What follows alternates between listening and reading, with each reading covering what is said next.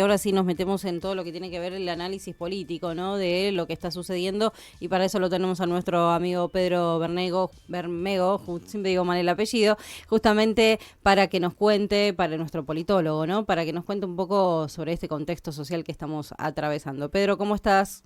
Buen día. Hola Carolina, ¿todo bien? ¿Cómo están? ¿Cómo estás? Bienvenido. Bien, todo bien, por suerte. Bueno, me alegro. Bueno, movidito los días, ¿eh? No tenés para aburrirte. Acá en este país, cuando hablamos de política, de economía, nunca está para aburrirse, así que sí, Pero hubieron momentos donde eran más tranquilos. sí, y siempre hubo mejores momentos. Aunque no todo pasado fue mejor, claramente. No. Bueno, Pedro, contanos, ¿de qué vamos a hablar en el día de hoy? Bueno, si quieren podemos charlar un poco lo que fue el 24 de marzo. Uh-huh. Bueno, en ese sentido, me parece que lo primero que podría decir es que, bueno, la plaza estuvo ahí bien vigorosa, fuerte, con un traspaso generacional donde se veía tanto jóvenes, niños incluso, y adultos y adultos mayores, abuelas. En ese sentido, como que se dio una plaza bien fuerte. Sí. Y aparte en contraproducción, o sea, si miramos como la otra foto de lo que fue el intento del gobierno de generar un mensaje distinto, ¿no?, a lo que se trató de demostrar en esa plaza, ¿no?, con el video, que me pareció una provocación innecesaria, ¿no?, por parte del gobierno, hacer ese video. Completamente contraproducente incluso para el propio gobierno, ¿no? No le suma, es completamente forzado lo que intentó hacer. No pegó ni siquiera en su propio núcleo. Para el propio núcleo libertario o de gente que quizá lo votó, le pareció aburrido, mal musicalizado. Sí, O sea, es una estética horrible. Sí, Falta de largo. información, de datos, de todo. Sí, Argumentación. sí. O sea, Falta de hubiera sido verdad, más... porque mucho de lo que se dijo ahí es falso. Sí, por eso. Sí, total. Hubiera sido más estratégico para el gobierno no decir nada, ¿no? Claro. Y creo que acá, bueno, si tendríamos que hacer pedagogía, es que lo que intenta hacer el video es equiparar culpas, y no se puede equiparar culpas cuando fue el Estado, el terrorismo de Estado, el que generó desapariciones, torturas, asesinatos, secuestros, violaciones. O sea, hay una gran diferencia ahí y de gravedad, ¿no?, entre los delitos que pudieron haber cometido algunos grupos y el terrorismo que genera el Estado, ¿no? Sí, el tratamiento, porque si había, vamos a suponer, y vamos a darle la derecha, que había terrorismo, fantástico. El tratamiento era buscar a las personas que estaban haciendo cometiendo esos delitos, los detenían, le daban un proceso, los juzgaban, le daban una pena y listo. Total. Entonces, en la historia hubiese quedado de otra manera, pero no fue así. Claro, o sea, no se puede equiparar lo que puede hacer un grupo de personas con lo que hace el Estado, porque el Estado nos tendría que cuidar y proceder en base al derecho, no violar los derechos humanos. Ahí hay una gran diferencia. Claro. El Estado tiene una responsabilidad superior en la sociedad. O sea, en ese sentido, lamentablemente, este 24 de marzo el gobierno no buscó y no intentó de ninguna forma condenar lo que sucedió, ¿no?, el golpe militar. Trató de justificar. Y igual, perdón, con ¿no? su discurso de negacionista, Sí, claramente. pero igual, yo lo que vi del video, porque también pongo en la balanza, yo veo los relatos, la historia, los personajes que aparecen en cuanto a los que reivindican los derechos humanos, y tenés 1.000.000 de historias. En este video 2 personas hablaron. Sí. O sea, dos casos que vos me decís, me traes 500... y bueno, te presto atención, a ver cómo es la mano. Pero 2 personas, una mujer que lamentablemente su esposo lo asesinaron, no un grupo armado, pero a los cuales los agarraron, los juzgaron y en la presidencia de Carlos Menem los indultaron. Sí. No es, o sea, ya miente de que no tuvo justicia, sí. Tuvo justicia, agarraron a las personas, los juzgaron y los metieron preso. Y en la presidencia de Menem le dieron el indulto a los que habían matado a su esposo. y el otro señor que, no sé, me da la sensación que habla más desde el despecho que desde otro lugar. Sí, ahí también lo que se trata de hacer es siempre relativizar el tema del número, y lo que hay que decir que los 30.000 es una denuncia abierta, o sea, porque fue clandestino la tortura, la desaparición de personas, o sea, el propio Estado tiene que responsabilizarse y los propios jefes militares tienen que decir dónde están las listas de las personas, porque ellos planificaron el secuestro sistemático dentro de los 800 centros de clandestinos, donde en ese momento nacían bebés en centros clandestinos y que fueron apropiados, ¿no? Entonces... Perdón, vos diste un dato ahí. ¿Cuántos centros clandestinos? 800. 800 que están registrados, ¿no? Estos son los que están reconocidos. Por lo menos, por los números que da el presidente Milei, que dice 8.000 y pico, que agarraron 800 centros clandestinos para 10 personas. No, si vos pensás que hay 40 personas que hayan pasado por alguno de esos 800 centros clandestinos, ya la multiplicás. Ya te da los 30.000. Y es eso, porque ellos dicen no es 30.000, no, por ahí fueron más. Pudo ser peor encima el número, más agravante. Y mucha gente que desapareció, los tuvieron, los torturaron y pudieron escapar, los soltaron y aparecieron de nuevo, pero otros que no sabemos dónde están. Y ahí está el punto. Aparte, también lo que se produce ahí para mí, los que hacen esto, bueno, más allá de relativizar el número, ahora sobre todo, muchos jóvenes libertarios en redes sociales, como haciendo chistes así de muy mal gusto sobre esa época, es que no entienden también lo que fue para una sociedad entera vivir eso, ¿no? Porque esa sociedad entera se sumergió en el miedo, en la falta de libertad de expresión, restricción a las libertades que tenían, o sea, vivían en un estado que no sabía si te iba a matar, torturar o asesinar, o sea, no era un estado de derecho, ¿no? Es decir, las víctimas también fue toda la sociedad en su conjunto, y obviamente los familiares y los amigos de las personas torturadas y desaparecidas. Entonces, cuando se habla de 30.000 es eso, es una denuncia abierta, es entender lo que sucedió en esa época y condenarla. Pero bueno, el gobierno se ve que no la ve de esa forma, ¿no? No lo ve, y bueno, también esos días salió, ¿no? Martín Menem diciendo que no entendía por qué pibes de 20 años estaban en la plaza, ¿no? Y eso ahí el título de la nota era "No la ven", y no, claro, porque no entendiste nada entonces, o sea, más que nunca tienen que estar los están ahí para que no vuelvan a cometer los errores que cometieron, que pasaron justamente en el pasado. Tal cual. Es para eso la memoria. Sí, creo que hay como en ese sentido hay una crueldad, ¿no? Que está demostrando el gobierno sobre este tema, y bueno, como arranqué al principio, o sea, no creo que la gente que haya votado a Milei lo haya votado por este tema.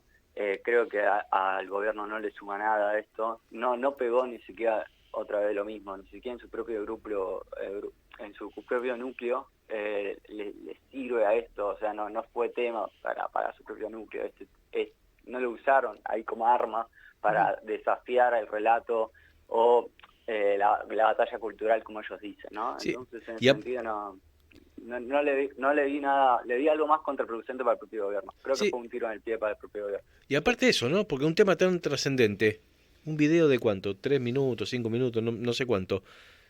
No amerita que salga alguien responsable, yo creo que el presidente, pero bueno, hablar sobre este tema y esto que dice el video, haberlo hecho, de última te bancás en la tuya, en tu postura, pero hacer una cadena nacional conmemorando los 48 años de aquel golpe, y decir, en aquel momento hubo esto, y salir alguien a hablar.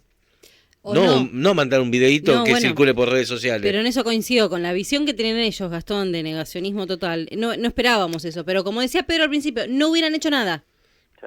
El video, yo creo que con el video la embarraron, y ahí sí es verdad, se notó hasta las diferencias que hay entre su propio núcleo. En eso coincido, me parece que no tendría que haber hecho nada. Lo que hizo cualquiera, la embarró mal. Para mí, hablar no, porque sabemos que ¿qué va a salir a hablar? A provocar, a decir, no son 30.000, o sea, ya lo dijo en campaña. O sea, ¿qué va a salir a decir? Y sí, lo que ellos piensan. Está bien, pero para mí que se llamen al silencio directamente. En fin, continúa, te dejamos, Pedro, dale. No, bien. También lo otro que, bueno, estuve como viendo, revisando ahí por todo lo que fue la semana, creo que nos tendríamos que dar un espacio ahí para el análisis económico-político, más de la coyuntura, de lo que intenta hacer Milei, en ese sentido más de lo que se dio un poco ayer, ¿no? En el foro que habló él, de redoblar la apuesta, ¿no? Y acelerar. Si se acuerdan, la semana pasada dijimos, bueno, Milei tiene dos caminos, o buscar la conciliación y tratar de generar como una coalición con diferentes fuerzas políticas, o ir contra todas las fuerzas políticas, contra el Congreso, contra todas las instituciones habidas y por haber. Y parece que va más por ese lado, ¿no? Ya lo había hecho un poco antes, esas señales de ir contra diputados, ir contra el Senado, con el DNU, que sacó la fórmula jubilatoria y no por ley, a lo que habían acordado algunas coaliciones, algunos bloques legislativos de que lo hagan por ley, y Milei dijo, no, ya está, lo hago por DNU. Y acá es como importante decir, bueno, Milei desconfía de la clase política, tanto de diputados, de Senado y gobernadores, y tanto los gobernadores como diputados de Senado desprecian mucho a Milei, ¿no? Entonces ahí hay como un juego que no se va a resolver, sino va a ser por enfrentamiento, ¿no? Enfrentamiento obviamente más institucional, pero un choque entre estos dos poderes que también otra de las señales que hizo fue, bueno, decir que va a mandar a la terna de 2 jueces para que en el Senado lo elijan, ¿no? 2 jueces de la Corte Suprema, cuando los usos y costumbres es avisar, ¿no? Y él los manda tanto al hijo como a García Mancilla sin avisar nada, ¿no? Y esto no gusta nada en el Senado, pero tampoco gusta en la Corte a Rosati, a Rosenkrantz y Maqueda, ¿no? Entonces, en algún momento, estas personas, tanto Rossetti, Rosenkrantz y Maqueda, de alguna forma se la van a devolver a Milei, ¿no? Con algún fallo o alguna cuestión así. Entonces, bueno, hasta que sean asignados jueces, si es que terminan siendo aceptados por el Senado Lijo y García Mancilla, tenemos todo un año y hay un rechazo o una mala sensación tanto en el Senado como bueno, en la Corte. Entonces, Milei está yendo un poco contra los dos poderes o como que se queda bastante solo, ¿no? En ese sentido. No hay conciliación, es un gobierno de prepotencia, de altivez y soberbia, y de imponer, y no entiende que él no está por encima de los otros poderes, porque él piensa, no sé, me da a mí la sensación, de que él cree que porque lo votaron presidente, él está por encima de los demás poderes. Bueno, para mí no le explicaron cómo era la mano. Ahí es interesante como las críticas que incluso vienen del propio gobierno de la vicepresidenta, ¿no? Dice, bueno, esto no es un reino, ¿no? Diciéndolo un poco por Milei, ¿no? Como que se cree medio monarca absoluto que puede hacer lo que quiere, ¿no? Pero ahí, bueno, Milei está haciendo en su cabeza o en su estrategia política apostar todo a la economía, ¿no? Y él lo que piensa es, bueno, la sociedad ya está polarizada, así que puedo jugar mucho más a eso. O sea, tengo un 40%, casi 50%, que me está apoyando, algunos con mayor intensidad, otros con menos intensidad, pero sé que ya todo lo que era Juntos por el Cambio, el electorado ese, me lo comí yo, lo represento yo.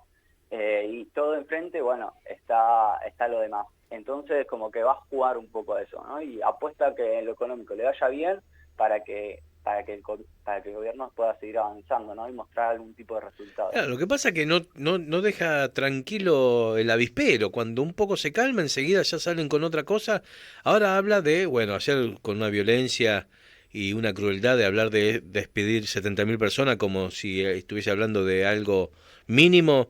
Y la brutalidad con la que se jacta, ¿no? Estamos despidiendo como si fuese un triunfo absoluto, despedir gente, ¿no? Y amenazando porque termina la frase diciendo eso, y se vienen 70.000 más. Pero digo, como si fuese un logro y fuese una virtud. Y él piensa que echa 70.000 personas. No van a reaccionar, se van a ir a la casa y se van a quedar ahí sin reclamar, pero sin nada. Pero fíjate que en ese momento que él da la charla y que dice lo de los despidos, no sé, la gente que estaba ahí se sienten aplausos. Y si O son sea, empresarios, bueno, pero por eso te digo, vos decís, se siente orgulloso, él sí, porque él cree que está haciendo lo bueno, lo correcto, porque él considera que toda esa gente está de más, que son ñoquis y que le genera un gasto a la gente, al gobierno. Sí, ahí lo que está sucediendo es que, a ver, hay algo que pasa en la sociedad, pero sobre todo en su electorado, ¿no? Pero que es básicamente, bueno, vivimos hace muchos años un nivel de inflación alto. Entonces, lo que dice el electorado, principalmente de él, es, che, yo acepto cualquier cosa con que baje la inflación. Y hay como ese relato, eso en el aire. Es como, bueno, está bien, si los jubilados van a sufrir el ajuste, lo acepto siempre y cuando puedas bajar la inflación.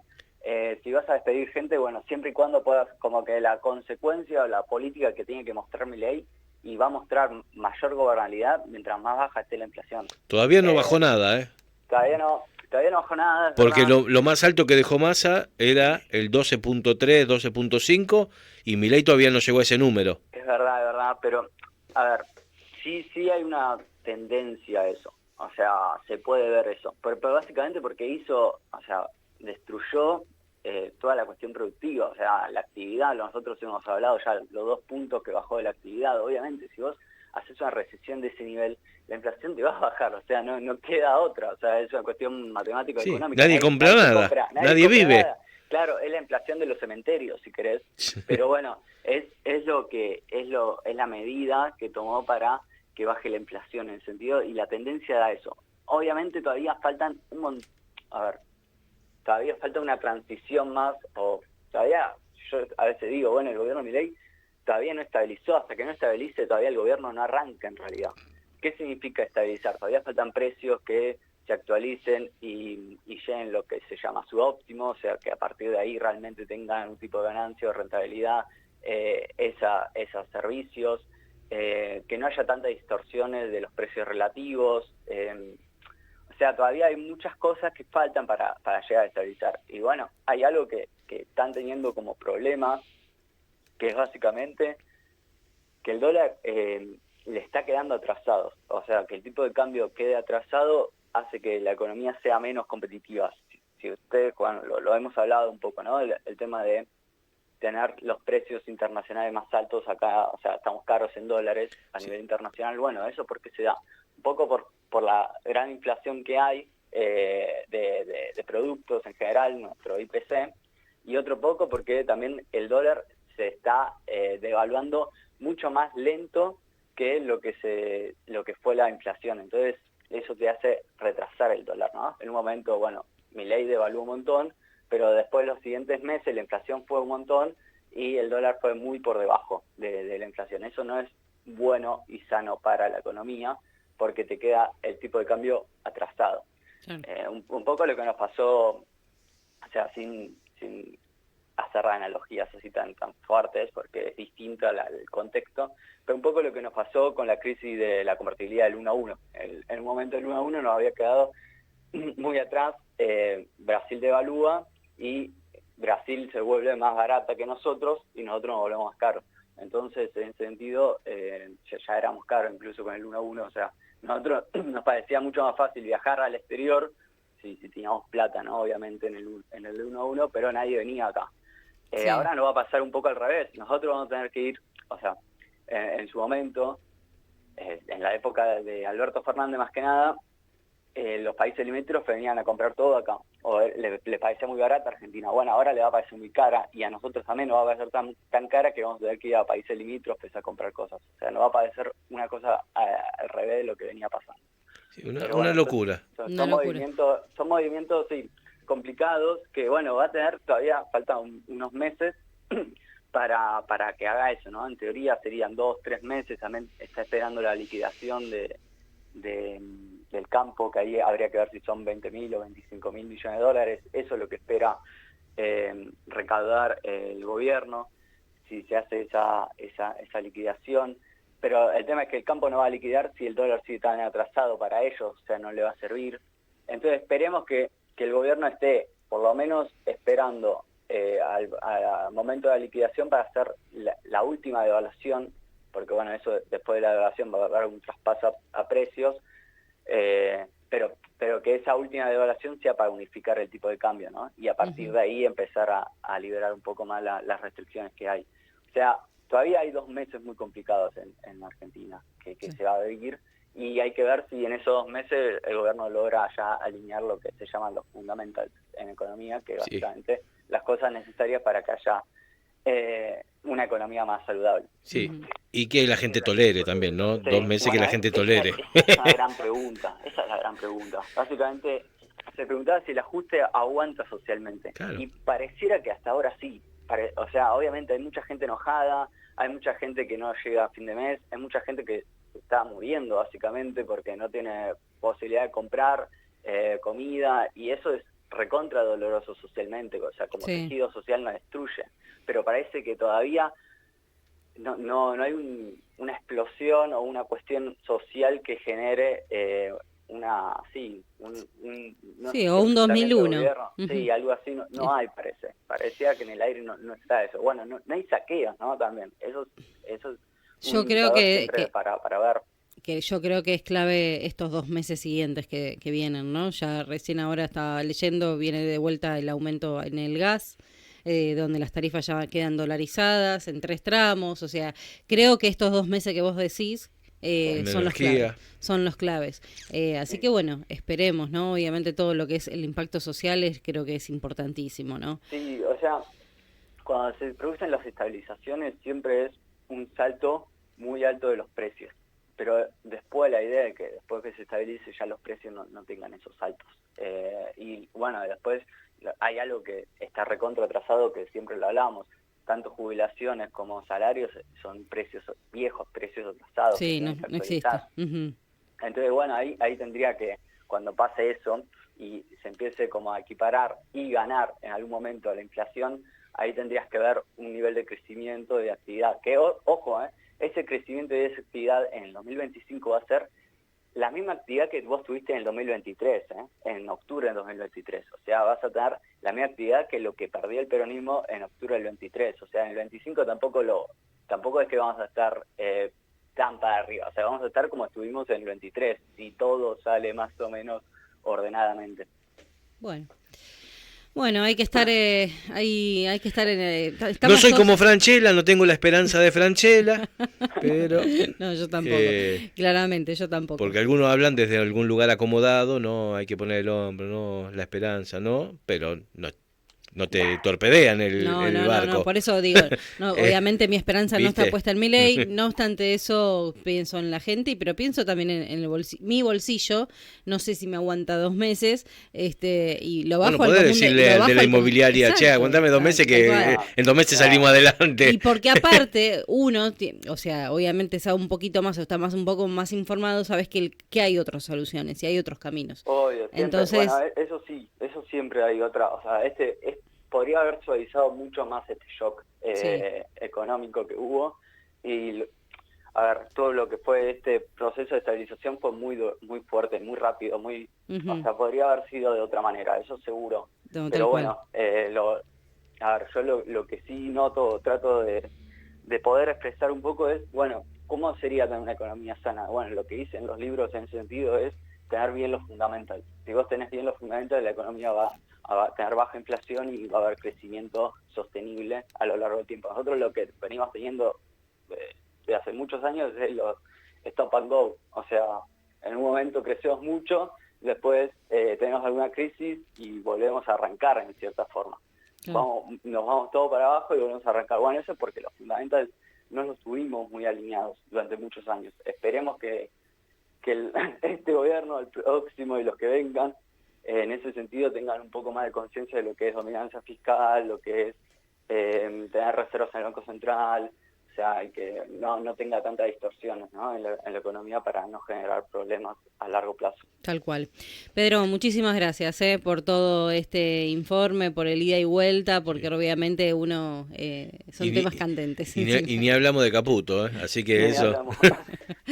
Ni hablamos. Si quieren, otro día podemos hablar un poco de eso, porque hay bastante euforia en la cuestión financiera. Merece una columna aparte, merece una columna aparte, exacto. Pedro, muchas gracias, que tengas lindo día. Dale, igual. Un abrazo. Hasta luego, chau.